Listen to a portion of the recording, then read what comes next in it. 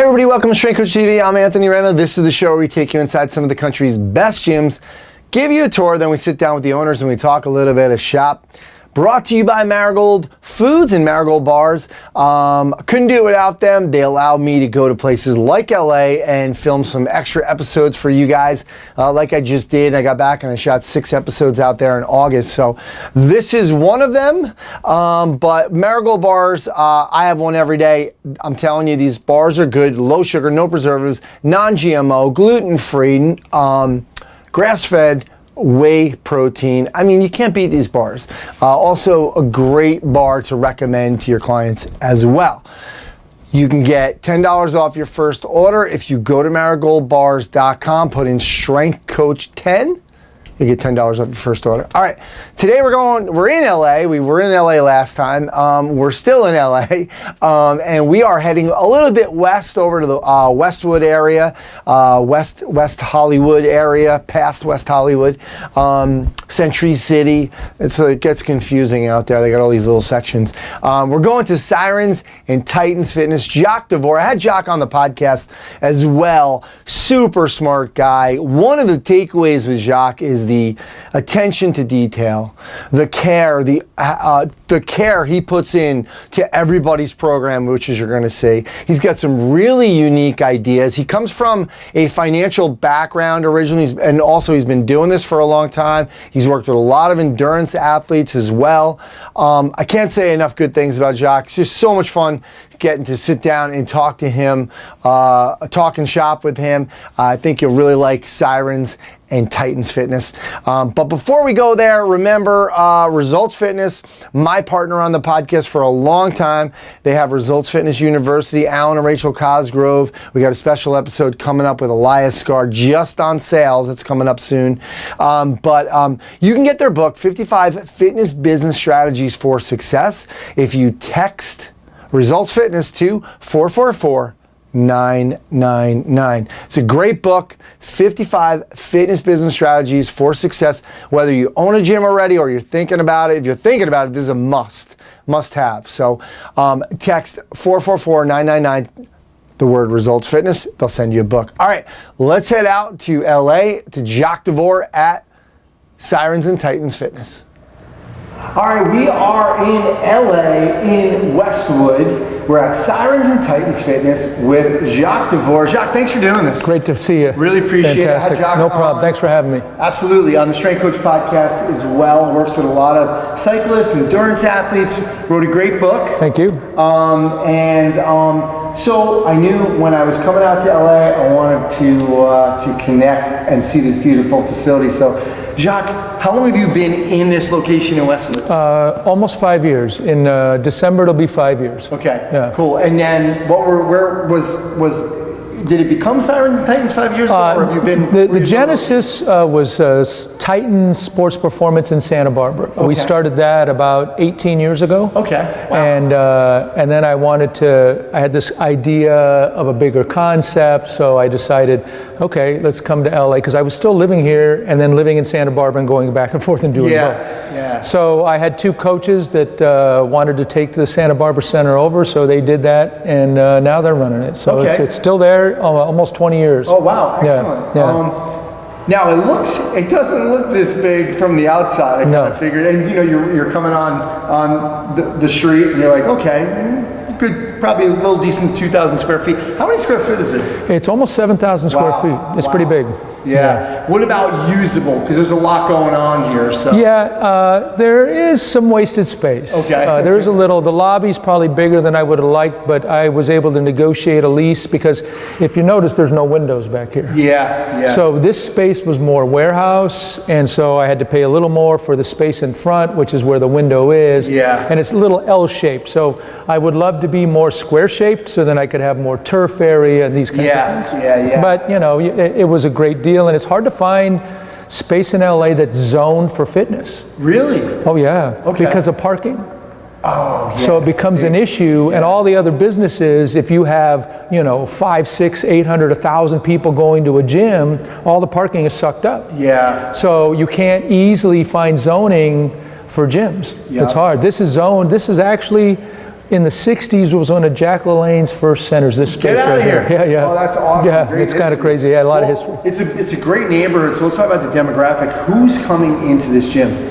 I get everything from the professional athlete, from football, baseball. I have a lot of local endurance athletes because of the book I wrote on cycling, and I'm a cyclist. Yeah. I was a wrestler originally, so I came out of a weight room. Okay. Lots of time. It's kind of funny to go from being wrestling to cycling. There, I'd like to have a duathlon because you get these little guys going up the hill really fast.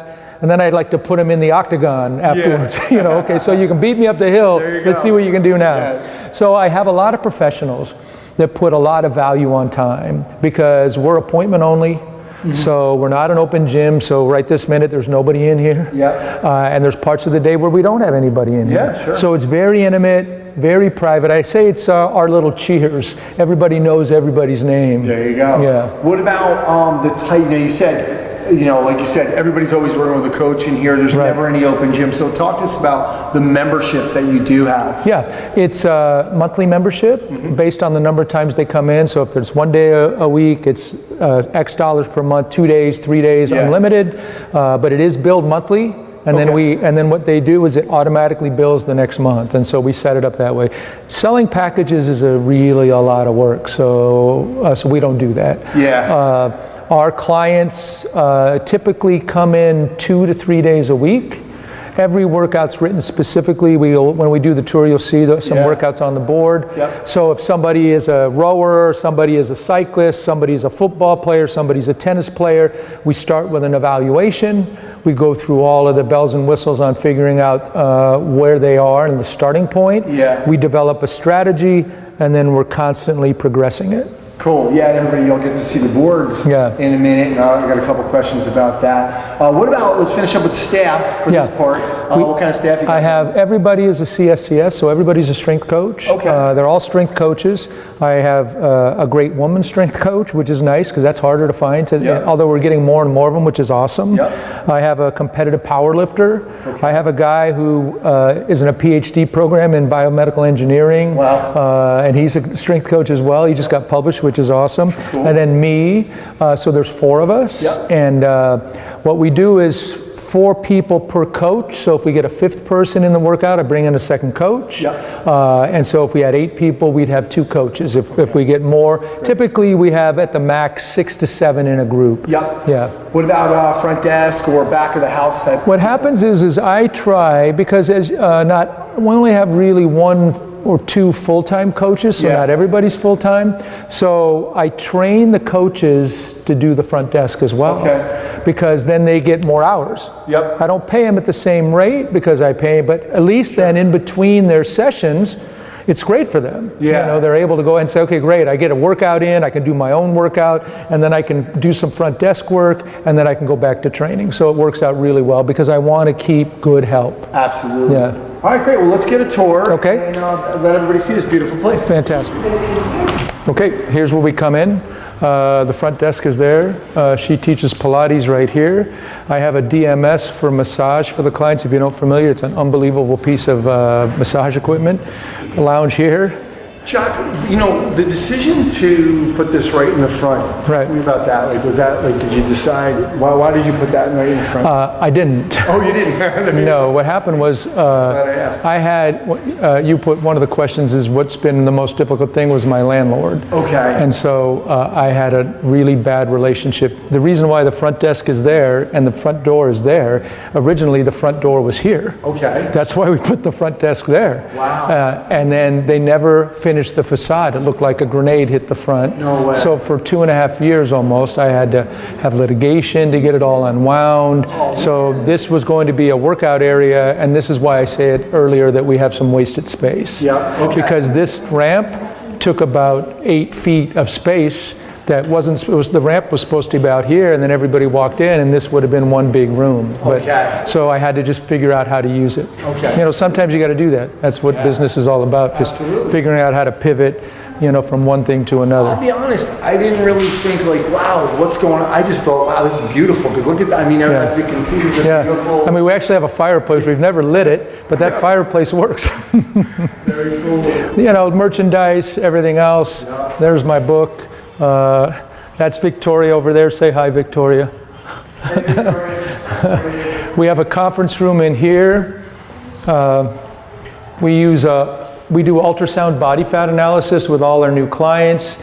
I spent a lot of time talking about power with a lot of different people that come in and out of here, because that's my hyper focus is how to develop power in athletes and how to hold sustainable power, especially with people that have to go longer than 10 seconds in an event. That's my desk there. My coaches work from this desk right here. Jacques, let's talk about this. I love this idea, and if anybody didn't notice, there's no door here. Right. So we're coming in here, Yeah. and then there you are. We have your office. A lot of people wouldn't do that. They want a little privacy or get away. No, what I wanted to do is I wanted to be able to have an interaction with the clients all the time, as often as possible, because I really believe that we're really that kind of a high touch. I see a lot of places where the guy who runs the place is sitting in the back and he becomes detached. You don't feel part of it. Yeah. You know, the reality is, if I could get the work done, I'd want to be on the gym floor. Yep. But I can't do it. I got to have some privacy at some point. So I put the desk here and left it open. So everybody that walks in, I say hello to. That's pretty cool. Yeah. I really like that. Yeah. Very cool. Yeah. Fridge, bathrooms here, changing room there, which is pretty big. Oh, okay, so people will come in here and at least they can get some privacy and change. Exactly. And they got the lockers here. If someone needs a lock, we give them a lock. This became kind of wasted space because that became wasted space. Yes. So I've made the best out of it. Just we put some things up here if we have any promotional material, that kind of stuff. That kind of stuff. What's going on there with the stairs? This actually was, this building when it was originally built is both commercial and residential. So old merchants would live in the apartment. There's an apartment upstairs, and then they would use this retail spot for their business. So a lot of that goes on, and a lot of these buildings in LA have apartments on the top in the area around here. The apartment is separate from here, so that's why this is all blocked off. This is the main gym floor here. We have to go over some of this equipment, but I want to first go over. We talked about the boards. Sure. And I do have a question. Why don't you just give us an overview of the boards? Yeah. Yeah, well, we do an eval, as I mentioned in our first part of the interview, with every client. That lasts about an hour and a half. We're establishing goals, we're looking for baselines, we're looking for any issues that may be a problem, and how do we improve them. So that's where we're starting from. And then what we do is each workout is written specifically for the person. So in this case, she's a cyclist, but she's been riding. She doesn't race, but she does a lot of centuries and these kinds of things. She's a cyclist, and she's going to be doing a double century soon. Alexis was a sprinter. David is a category 2 racer, and he's got a race coming up actually this weekend. So today's workout is really interesting. If you notice, most of these have 4 sets of exercises. David is a muscle firing exercise. So all this workout is to get muscle activation. Okay. So it'll be a very easy workout, a lot of movement, and very small amount of volume with some explosiveness in the movements. Yep. Okay? Let me ask you though, with the boards, like why not just put it on a paper and a clipboard, traditional? Like this seems like a lot of work. Well, what happens is we have one coach per 4 people. And so this allows the coach to look up there. We tried it with paper originally. Okay. So we're right behind. We had the clipboards with the paper, and we still write everything down. But this way, it's easier to come up to, and it's also more efficient for mobilizing the workout. Yep. And the other thing that you get when you're training 4 people, if you have this, I can look for conflicts. So if I had wrote this workout a week ago, and then this person just signed up today, maybe I end up having 3 people on the same piece of equipment and it kind of gets clogged up. This allows me to immediately see, okay, I can look at the first half and I can say, okay, do I have any conflicts? Nope. Okay, if I don't have any conflicts, do I have any issues on the second half? Because typically what happens is the client goes through this half first, and they'll do 4 rounds of each of these. If the amount of reps is going down, then the weight is going up. The client knows that, but the coach is going to determine the weight. And they go through this, and these are choreographed for a reason. And the nice thing about having a closed gym is we never wait on anything. You can write the workout based on performance, so I can have activation, post-activation side to it, and then look for a big lift, or vice versa. So there's a lot of stuff I can do, and then typically the power side of the equation is on the second half, depending on where that person is in their periodization. So in the mornings, this will be completely full. As I said earlier, a lot of our clients are professionals, so we have people in here at 5:45 in the morning. And they have families, they go home to them in the evening. And so I would say the average age of our clientele is probably right around 40 or above. So these are people with families in many cases. Stalen is new, so his workout is going to be pretty basic. You know, he's doing a glute ham exercise, some hanging tucks, curls to overhead press, and then some pulling here. Then he's doing some stability with some step downs, some dumbbell rows, and then some upper body push-ups to failure.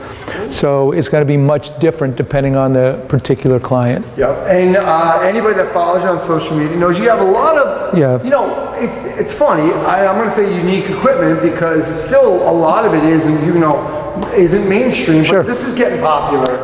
Isoinertial, which is the K-box and the Versa pulleys that we have here, they're just different forms of the same thing, work on a flywheel. You can see the flywheel spinning on the outside here.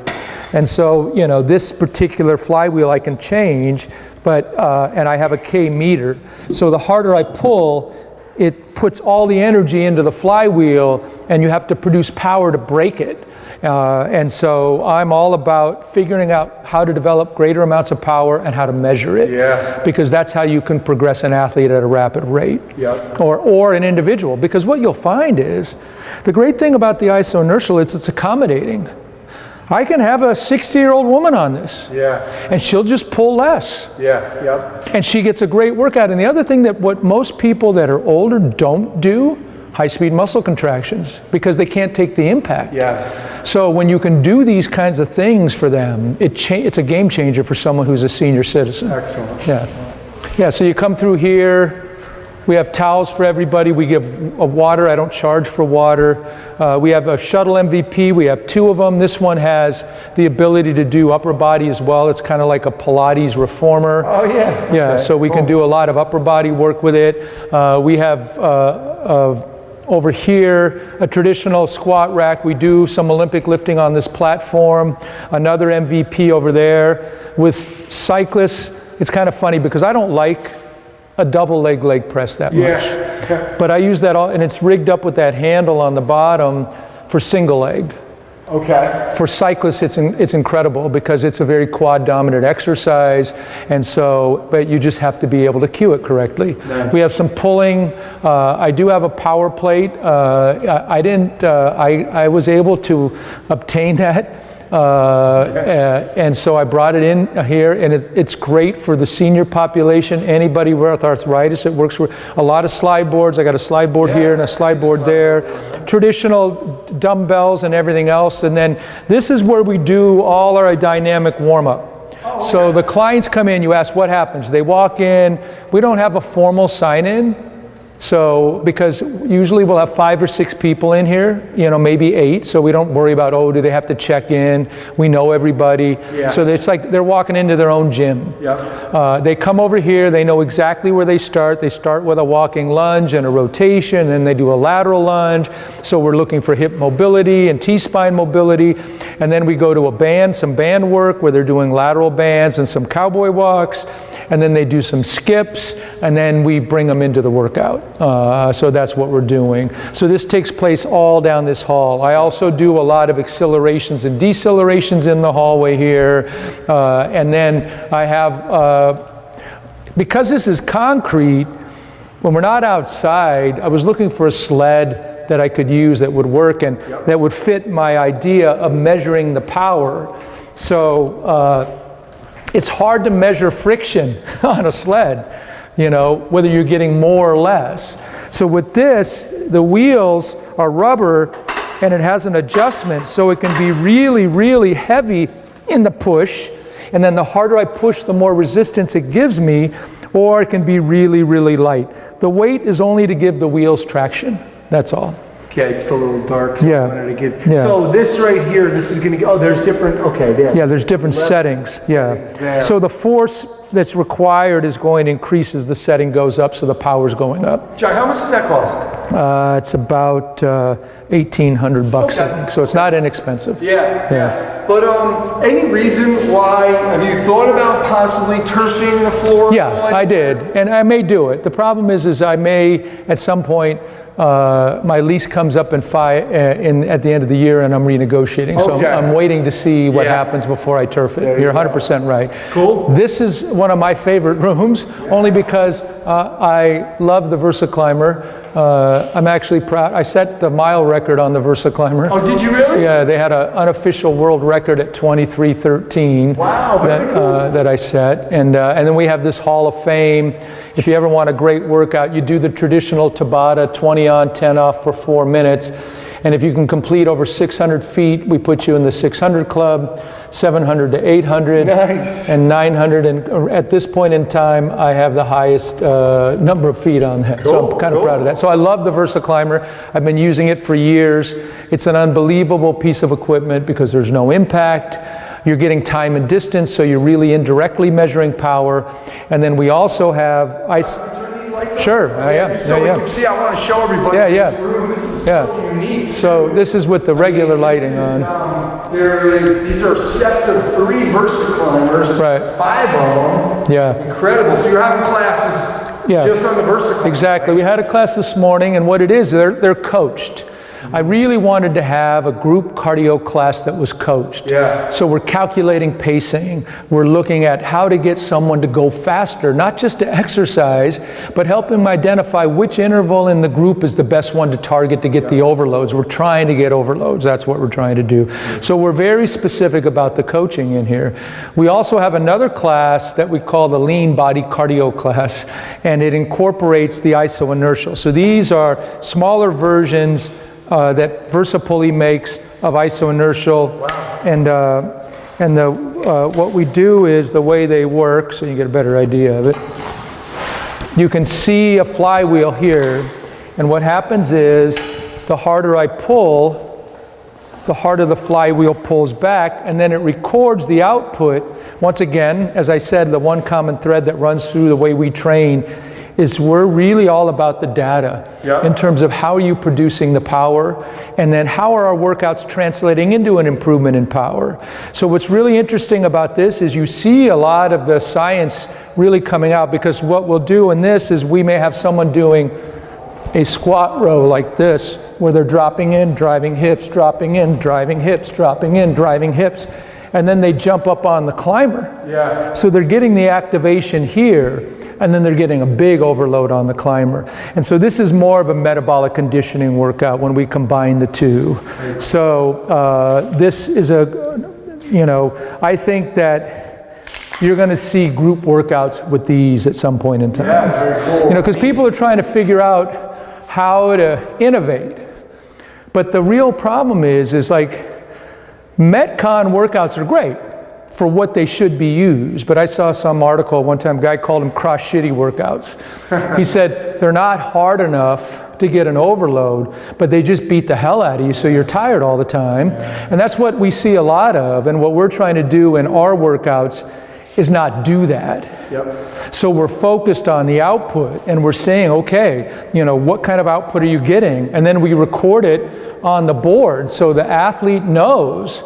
In this case, this was an interesting workout we did on the VersaClimber today. We called it Beat Your Time. So they did 1 minute on, full recovery, and in another minute, we wanted them to exceed the time of the first minute. So we're setting goals. It's not just like a spin class where you're sitting in the back, hiding, turning down the, and so going, oh yeah, well you're sweating, okay, but that's not going to really make it fitter. And then we did 45. So this is designed so that each effort got shorter but more intense. And then what we did is we calculated the pacing and told the client, here's what you're pacing at for 45 seconds. Here's what your minute time is, so we can see that the pacing is higher than their original minute. So this way we know that these are more intense efforts. They can look up in the corner of the VersaClimber and say, okay, well this effort is going to be, if you think about it, this is 30 seconds. This is a 330 some odd pace, so they were way over pace here. So that means the intensity was up. And then this one was a 15-second effort. This guy was, his first efforts in the minute were 241. This is a 410 pace. So he was all out, you know, because this is only a quarter of the minute. So it's a 440 pace versus his minute pace here at 240. So that's what we're doing in these classes. We're really trying to take group exercise and individualize it. I love it. That's what we're trying to do. Absolutely. Well, let's go sit down and we'll talk some business. Okay. All right, great, Jacques. Thanks for the tour. I love this beautiful space. Thank you. I mean, I know it wasn't supposed to happen that way up front, but it's beautiful. Exactly. And, Thank you. You gotta get the fireplace going at some point. I know, exactly. Before we get going, I do want to give you this gift. It's from Marigold Foods, Marigold Bars. Fantastic. These are amazing. They're non-GMO, non-soy, gluten-free, fantastic. low sugar. I mean, just amazing ingredients, and they taste great, which is hard. You can see they're a little cold still. All right. Thank you. Because I had to get them mailed out here because I didn't want to bring them on a plane. Right. And I had them sent to the first place that oh, okay. All right, great. Roxy Richardson's place, all right. F5. So yeah, wonderful. That's for you. Thank you. And, Thank you very much. You've allowed me to be able to kind of come out here and talk to people like you, so we can give them some information. Fantastic. All right. Let's start with you know, you started a little bit in there, but I want to talk about some of the challenges that you've had. That other people can learn from. What would you say like one of the biggest challenges? You're talking about the landlord before. Yeah, it's hard as a commercial tenant, primarily because the only rights that you have are written into the contract that you sign. And I'm a pretty savvy guy because I've had a background years ago in business. Yes. And so I can read a contract, I can understand it. And I knew going in that this landlord was going to be a headache. But I figured I could unwind it, it wouldn't be a problem. So, but there's some unforeseen things. I mean, he literally ripped the facade off the building and then said, you have a front door, so I don't need to do any more. Right. And so it was like, you know, and you have to have some visible presence. And so it really made me have to work a lot of 90-hour weeks to make up for not going out and doing networking, going out and doing other things to get a better reach. Now, the end product is now that we have a facade, it's like we're supercharged because we have all these relationships and everything else. So I tried to look at it as an opportunity for me to figure out other distribution channels, as opposed to just, if you let yourself become a victim as a business owner, you will fail. There's no way out of it, because the only thing that you can guarantee is you're going to have problems. Yes, it's so true. You're going to have problems, and if you don't have that problem with the landlord, you're going to, every one of these interviews that you have, some guy's going to tell you, what was unforeseen? I didn't know. Well, the ability to unwind it and figure it out, noodle it through it, you know, say, okay, and spend time on it. Because what a lot of people will do is try to ignore it. Oh, it'll take care of itself. So no, it won't.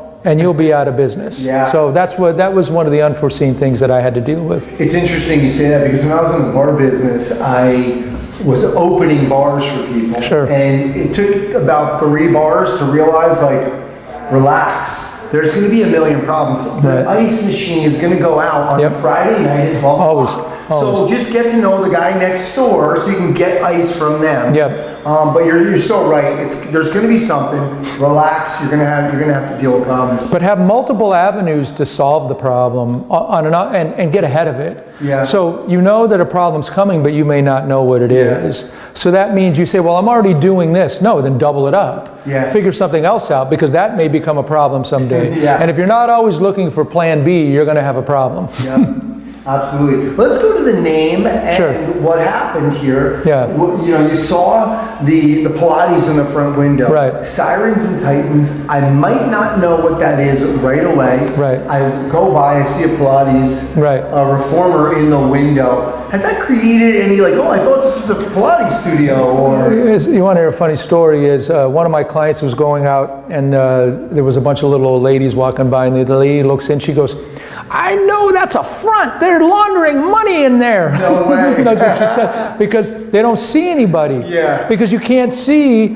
And at night I run a video on the wall of people working out from the back so people can actually see it. So that's what I did. I just I bought one of those cameras, I put a loop in there and just keep running the same video of people training in the gym so at least people can go, well, there are people in the gym. Yeah. Because you can't see it from the street.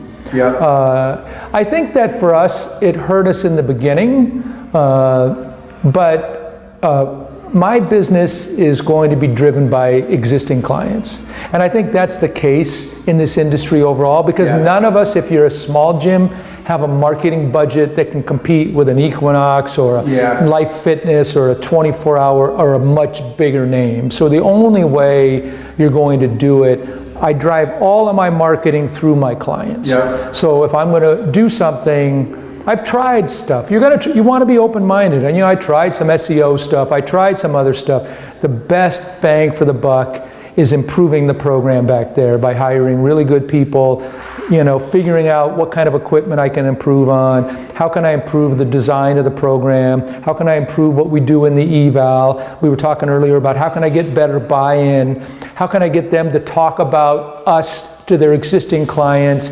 And I'm not the kind of person, I don't like before-after stuff. Yeah. I hate that. I think it's embarrassing. Okay. I don't do that. Now, a lot of people do it and they do it successfly. Yeah. God bless them. Yeah. It's just not me. And so I'm more of a quiet type of, I'd almost rather have a little slide and someone knocks on the door and I open it and they go, hey, is this a gym? Come back later. We'll talk about buy-in because, like you said, I mean, we got like the mad scientist here. Right. And you did mention this. I mean, you were on the podcast, we were talking about power, a lot of numbers. You talked about, the equipment selection is based off of a lot of, we're looking for this data. Right. How hard is that? What are you doing to try to get people to buy in, to understand how important that is for you? Yeah. Well, the eval is important. And the eval is as much me finding out about them and at the same time giving them confidence in us. Yeah. So and a lot of clients will come to me and say, well, Jacques, I don't want to do an eval, I don't need it. And I go, well, then don't train here. You have to be able to say no. Yeah. And I don't do trials. Okay. No trials. Clients will say, I want to do a trial. I go, okay, well, I had a doctor on the phone one time calling me up and I didn't know they were a doctor. And I said, that's kind of like, let's say you had a brain tumor and you said, hey, the doctor says, we got to get this out. We got to get it done in a week. You'll be fine if we take it out. And you go, well, I want to wait because I'm going to watch you do surgery to see if you're any good at it before I hire you. Yeah. So someone does a trial and they're going to judge me. They're trying to find someone who's better at it than they are. Yeah. And they're going to make the judgment on whether I'm any good or not. It doesn't make any sense. So I tell them, I said, listen, you're asking the wrong questions. Yeah. The questions that you should be asking is, how am I going to get you from A to B? That's the question. Mm-hmm. And that's the answer that I give them. In the eval, I say, okay, where are we now? What are your goals? What are the most important? I don't care if it's vanity. I don't care if they want a better butt. I don't care what it is. If guys just want bigger arms, it doesn't matter to me because you have to drive it not from what you want as a strength coach, but what from the client wants. Yeah. And even though you may say, now within reason, you don't want to hurt anybody. And what I do is I have to become a better coach if I don't agree with the client. And I have to give them the reason why. Because a lot of coaches don't know that why. And if they don't know the why, then they can't convince the client that this is a better path and the client will bully them to do whatever they want. Yes. And you can't let that happen. Yeah. My coaches, I show every one of them the scene from Apocalypse Now with Robert Duvall when they're bombing a beach with a bunch of helicopters and he loves surfing and he's got this guy from California and he's telling him to go out and surf and he rips his shirt off, has his hat on, there's friggin' mortar fire blowing up everywhere. He's not even flinching. I go, that has to be you on the floor of the gym. I love it. And I said, if you don't have command like that in your gym, on your floor, I go, you will lose the respect of the people that you're training. Yeah. And so you have to have that. How much education are you doing with the trainers? Because again, you're ahead of the curve in a lot of this stuff. Like I had you, when like I said, I had you on the podcast. Some of the stuff, I'm like, wow, this is some groundbreaking stuff. This is some really interesting stuff that everybody really needs to, at least, like you said, try it out. Right. Try it out what you're saying, because it wasn't rocket. It was rocket science behind it, but it's very easy to understand the way you made it. How are you educating them and getting brain from them, because they're the ones who are really going to help you survive in this. 100%. Well, in many cases, it can be overkill, depending on who the client is. So you have to pick your battles, number one. If I have a sophisticated, what I call a refined fitness palette, and you get that, where you get people that are trying everything. And then what I do is I explain to them why we're doing something. I really spend a lot of time, and I tell them I spend all my day trying to figure out why, and then my job is to articulate that to you, and your job is to ask as many questions as you can, but be open-minded to new ideas. So with cyclists especially, and endurance athletes, they're kind of dyed in the wool in terms of how they do stuff. If I'm a runner, I just run more. If I'm a cyclist, I just ride more. They don't like the weight room much. You get some skinny little 135-pound guy going into a real weight room.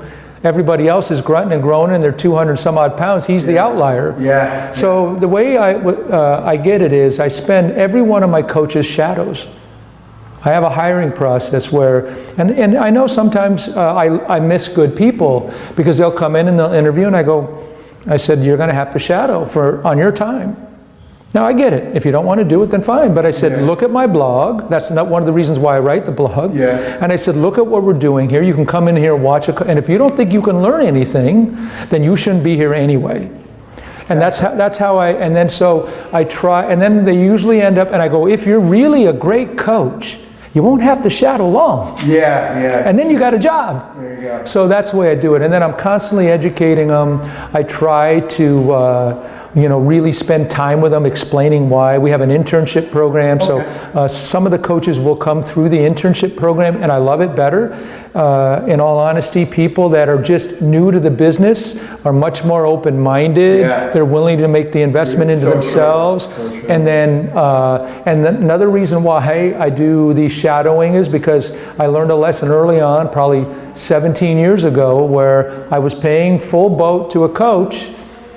4 weeks later, I spent all this time, I couldn't even put them on the floor yet, because this system is not something you can just go in and do. We have to have an understanding of the communication, how we're doing it. I have to know the level of performance they're at. And then he quits. And then so you basically paid for his education. So I'm very honest with the new coaches. I go, listen, I get it if you can't afford to do it, but there's no other way I'll do it. And I just stick to my guns. Absolutely. Let's finish up last 2 minutes with, you and I were talking earlier just kind of about, it's so saturated, especially in this market. We're saying it's like Broadway. If you can make it there, you can make it anywhere. And it's like that in fitness in LA. There's everybody, your mother's a celebrity trainer. What'd you say? Everybody with abs and a smile is a coach. So talk to me about where you think this industry is kind of headed, and what's the problem? What's the explosion that's going to happen? It's interesting. I mean, it's really changing. I mean, CrossFit was the last major change that we had. I mean, if you think about the evolution of fitness from, years ago, kind of what CrossFit was today. The old gyms. I remember when there were no women in gyms. It was just guys with shirts off, roostering around, doing that. And then all of a sudden we got Nautilus. And you remember the Nautilus phase where everything was selectorized, and all the gyms, and a lot of the US gym business was based on bodybuilding. Yes. You know, so it was driven by bodybuilding, not by Olympic lifting, which didn't really hit the U.S. until the 80s. You know, early in the 80s is when athletes started using more, and that whole, you know, Vereshchansky and everybody else started coming here, and people started saying, wow, we got to use this for athletes. Absolutely. So we started seeing more of that. I think now, what's happened is technology's changing fitness. When you look at the Pelotons of the world, and you're going to have other programs that are going to be coming into the household, I still think that there is room for this type of curated artisan, whatever you want to call it, fitness. But the problem is everyone is trying to charge that artisan price, and then just give some kind of a bogus, what I call woohoo workout. So I think that you have to determine what's going to be your differentiator. And in LA, as you just said, there you could throw a rock within, I have a yoga studio next door, I got a CrossFit across the street, there's a LA Fitness down the road, there's an Equinox. Within 3 miles of here, there's probably, and I can tell you this, not only that, in the last 5 years, probably within a 3-mile radius, 100 gyms opened. Wow. Opened. That's insane. Every time I turn around, I go, I didn't see that gym here before. Yeah. And ClassPass drove a lot of that because they're giving distribution to these gyms, but now I'm seeing some of them close. Yeah. Some of them aren't going to make it because people come into this business thinking, oh wow, I can just do this. No, you have to have a differentiator. Clients are smart enough, and now they're able with the internet to go ahead and shop a lot more than they could before. Your reputation is really going to dictate it. You just can't have an Instagram following and expect it to happen. I really believe that the better way to go is communicating better with your database of clients and prospective clients. Instagram's a branding thing. It's awesome. So Facebook is good, Instagram is good. It's good to get your message out there on a broader base. Nothing wrong with it. But if you're relying on great Instagram posts to build a business, no. It's not gonna. Because it doesn't. You're not getting the person that's buying. You know, because you have to look at demographics and you have to take everything out. And if you have, you know, 400,000 followers, it's wonderful for selling information. But if you want to try to populate a gym that's close to you, you don't have 400,000 people within a few miles of you. So that's the disconnect, I think. And so it's business. It's no different than selling some other product, except that the product is much more, it's easily available. And then the problem is there's no real litmus test on who is good in this business and who is not. And the barrier for entry is very, very low. That's the problem. So that's part of the problem. But you guys are doing some good work to help change that. So we are. Thanks. Thanks for letting us in here. Okay, no problem. Sharing your experiences and your gym and giving everybody some of a taste of what's happening here in Fantastic. Westwood. Thank you so much. All right.